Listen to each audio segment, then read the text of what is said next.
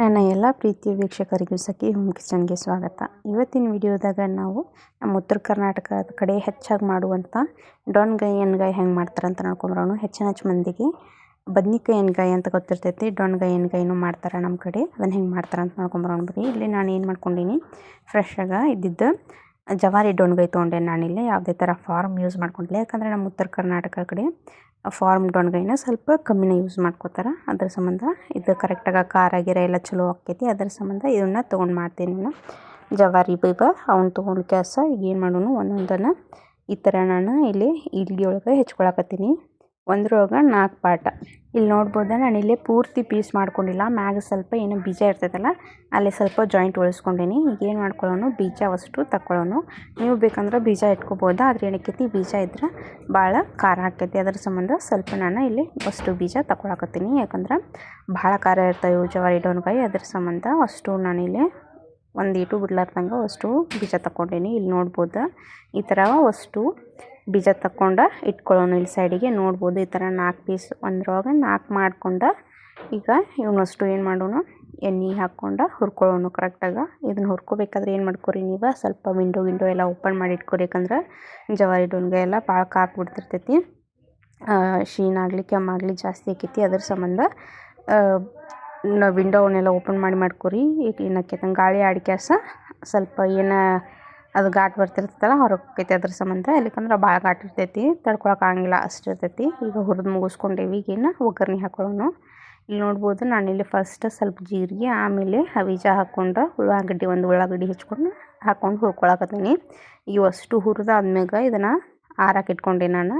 ಇಲ್ಲಿ ಅಷ್ಟೊತ್ತಿಗೆ ನಾನು ಹುರಿದ ಶೇಂಗಾ ಮತ್ತು ಹುರಿದಿದ್ದು ಎಳ್ಳೇನಿರ್ತಾವಲ್ಲ ಅವ್ನು ಇಟ್ಕೊಂಡೀನಿ. ಇವು ಮೊದಲು ಹುರಿದು ಇಟ್ಕೊಂಡಿದ್ದೆ ನಾನು, ಅವನ್ನ ತೊಗೊಂಡೀನಿ. ನೀವು ಹುರಿದಿಲ್ಲ ಅಂದ್ರೆ ನೀವು ಹುರ್ಕೊಂಡು ಕ್ಯಾಸ್ ತೊಗೋಬೋದು. ಈಗ ಶೇಂಗಾ ಎಳ್ಳು ಮತ್ತು ಆಗಲೇನ ನಾವು ಉಳ್ಳಾಗಡ್ಡಿ ಜೀರಿಗೆ ಬೀಜ ಹುರ್ಕೊಂಡಿದ್ವಲ್ಲ ಅವನಷ್ಟು ಪೇಸ್ಟ್ ಮಾಡಿ ಇಟ್ಕೊಂಡೀವಿ. ಈಗ ಇದಕ್ಕೆ ಏನು ಮಾಡ್ಕೊಳ್ಳೋಣ, ಸ್ವಲ್ಪ ಉಪ್ಪು ಹಾಕ್ಕೊಳ್ಳೋಣ. ನೀವು ಉಪ್ಪು ಎಷ್ಟು ತಿಂತೀರಿ ಅದ್ರ ಮ್ಯಾಗ ಹೆಚ್ಚು ಕಮ್ಮಿ ಮಾಡ್ಕೋಬೋದು. ಈಗ ಇದಕ್ಕೆ ಸ್ವಲ್ಪ ಅರಿಶಿನ ಹಾಕ್ಕೊಂಡೀನಿ. ಅರಿಶಿನ ಹಾಕ್ಕೊಂಡಾದ್ಮ್ಯಾಗ ಒಂದು 2 ಸ್ಪೂನ್ ಆಗುವಷ್ಟು ನಾನಿಲ್ಲಿ ಗುರೋಳ್ಳು ಪುಡಿ ಹಾಕ್ಕೊಳಕತ್ತೀನಿ. ಗುರೋಳ್ಳು ಪುಡಿ ನೀವು ಸ್ವಲ್ಪ ಕಮ್ಮಿ ತಿಂತೀರಂದ್ರೆ ಕಮ್ಮಿನೂ ಹಾಕ್ಕೋಬೋದು. ಇಲ್ಲಿ ನಾನು ಒಂದು 2 ಸ್ಪೂನ್ ಆಗುವಷ್ಟು ಹಾಕ್ಕೊಂಡು ಕ್ಯಾಸ ಮ್ಯಾಗ ಲಿಂಬೆಹಣ್ಣು ಅರ್ಧ ಲಿಂಬೆಹಣ್ಣು ಪೂರ್ತಿ ಹಿಂಡ್ಕೊಂಡೀನಿ. ಬೀಜ ತೆಗೆದು ಕ್ಯಾಸ ಅಷ್ಟು ಒಮ್ಮೆ ಕರೆಕ್ಟಾಗಿ ಮಿಕ್ಸ್ ಮಾಡ್ಕೊಳ್ಳೋಣ. ಇಲ್ಲಿ ನಾನು ಸ್ವಲ್ಪ ಸಕ್ಕರೆ ಹಾಕ್ಕೊಳಕತ್ತೀನಿ. ಇಲ್ಲಿ ನೋಡ್ಬೋದು ನಾನು ಖಾರ ಗಿರ ಎಕ್ಸ್ಟ್ರಾ ಆ್ಯಡ್ ಮಾಡ್ಕೊಂಡಿಲ್ಲ, ಯಾಕಂದ್ರೆ ಅದು ಭಾಳ ಖಾರ ಇರ್ತೈತಿ. ಅದ್ರ ಸಂಬಂಧ ಈಗ ಇದನ್ನು ಅಷ್ಟು ಒಮ್ಮೆ ಮಿಕ್ಸ್ ಮಾಡ್ಕೊಳ್ಳೋಣ. ನೀವು ಬೇಕಂದ್ರೆ ಸಕ್ಕರೆ ಬೇಕಂದ್ರೆ ಹಾಕ್ಕೋಬೋದು, ಇರ್ಲಿಕ್ಕಂದ್ರೆ ನಡಿತೈತಿ. ಸಕ್ಕರೆ ಬದಲಿ ನೀವು ಬೆಲ್ಲನೂ ಹಾಕ್ಕೋಬೋದು, ಇರ್ಲಿಕ್ಕಂದ್ರೆ 2 ಸ್ಕಿಪ್ ಮಾಡಿದ್ರೂ ನಡಿತೈತಿ. ಅಂದ್ರೆ ಖಾರ ಭಾಳ ಇರ್ತೈತಲ್ಲ ಅದ್ರ ಸಂಬಂಧ ನಾನು ಹಾಕ್ಕೊಂಡೀನಿ. ಈಗ ಇದನ್ನ ಅಷ್ಟು ಏನು ಪೇಸ್ಟ್ ರೆಡಿ ಮಾಡಿ ಇಟ್ಕೊಂಡಿವಲ್ಲ ಅದನ್ನು ಹುರಿದಿದ್ದು ಡೊಣ್ಗಾಯಿ ಒಳಗೆ ಹಾಕ್ಕೊಳ್ಳೋಣ. ಈಗ ಹಾಕ್ಕೊಂಡು ಕ್ಯಾಸು ಒಮ್ಮೆ ಕರೆಕ್ಟಾಗಿ ಮಿಕ್ಸ್ ಮಾಡ್ಕೊಳ್ಳೋಣ.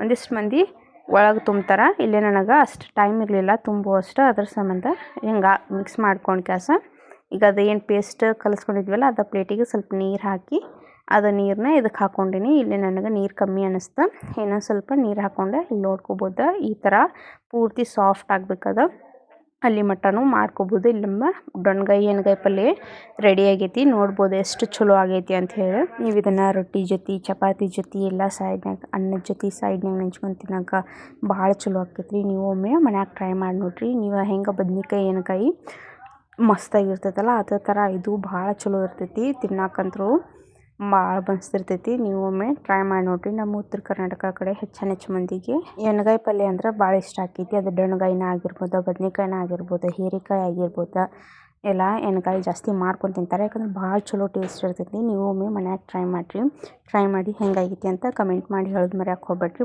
ಭಾಳ ಚಲೋ ಇರ್ತೈತಿ. ಟ್ರೈ ಮಾಡಿರಿ ಒಮ್ಮೆ.